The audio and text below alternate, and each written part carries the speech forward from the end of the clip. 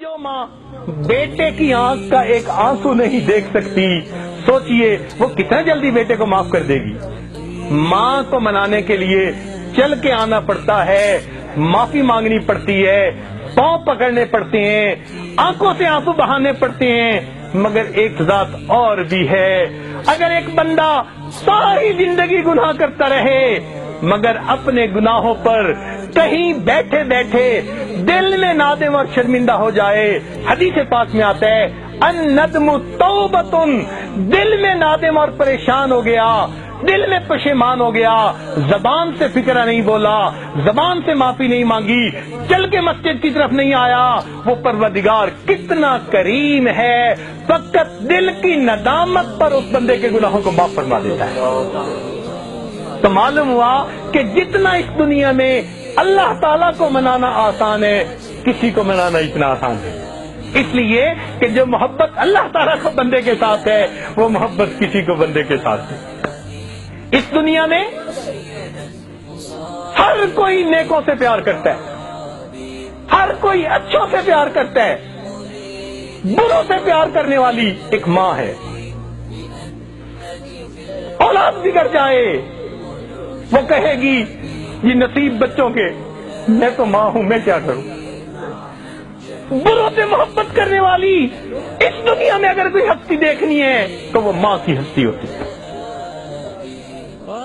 اگر ماں ممتا کی وجہ سے اتنی محبت کرتی ہے تو اللہ رب العزت بھی اپنے بندوں سے اس کے پڑھ کے محبت کرتے ہیں۔ اس لیے 100 سال کا بوڑھا ہڈیوں کا ڈھانچہ بن گیا، منہ میں دانت نہیں، پیٹ میں آنت نہیں، اولاد تھی نہیں، بیوی فوت ہو گئی، ماں باپ کا اکیلا تھا، کوئی قریبی رشتہ دار نہیں، کوئی اس کو گھر رکھنے کے لیے تیار نہیں، لوگ محفل میں بٹھاتے نہیں کہ تو کھانستا ہے، بلغم نکالتا ہے۔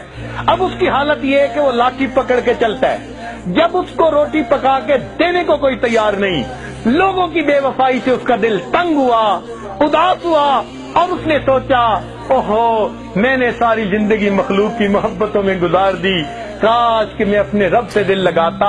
اس 100 سال کی عمر میں لاٹھی پکڑ کے اپنی جھکی کمر کے ساتھ ہانپتا ہوا، کانپتا ہوا اگر وہ اپنے رب کے در کی طرف چلتا ہے تو اللہ رب العزت اس بندے کو تانا نہیں دیتے، تو نے اپنا جمال کہاں ضائع کیا، اپنا مال کہاں ضائع کیا، کیا ہے تمہارے پلے، اب تمہیں یہ وقت یاد آیا۔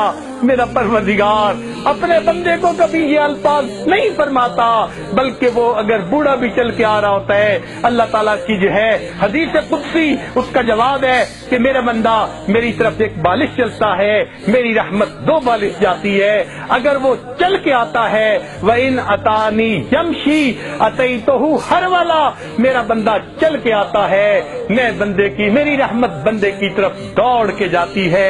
تو جو پروردگار اپنے اس 100 سالہ بوڑھے کو بھی تانا نہیں دیتے، بلکہ اور ذرا بات سن لیجئے کہ اگر یہ 100 سال کا بندہ شرابی تھا، زانی تھا، اس نے آ کے توبہ کر لی، اللہ تعالیٰ گناہ معاف فرما دیتے ہیں۔ اور پھر ایک اور بات، شریعت کا مسئلہ سن لیجئے، اگر کسی نے سچی توبہ کر لی، شریعت کہتی ہے اب اس کو پچھلی زندگی کے گناہ پر کوئی آر نہیں دلا سکتا، تانا نہیں دلا سکتا۔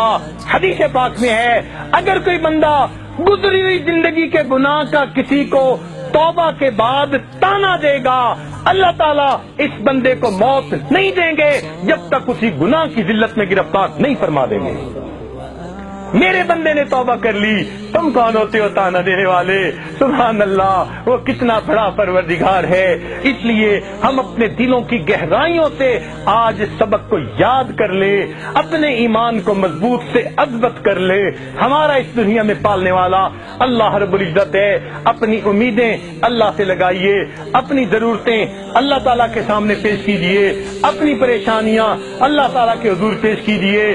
ہر بندے کے سامنے اپنی زندگی حالات کو کھولتے پھرنا یہ زیب نہیں دیتا۔ ہر بندے کو بیماری نہیں بتائی جاتی، فقط ڈاکٹروں کو بتائی جاتی ہے، اسی طرح حالات ہر بندے کو نہیں بتائے جاتے۔ اللہ تعالیٰ کے سامنے ان حالات کو پیش کیجئے، اللہ سے لو لگائیے، دیکھیے وہ پروردگار کس طرح ہماری دعاؤں کو قبول فرماتا ہے۔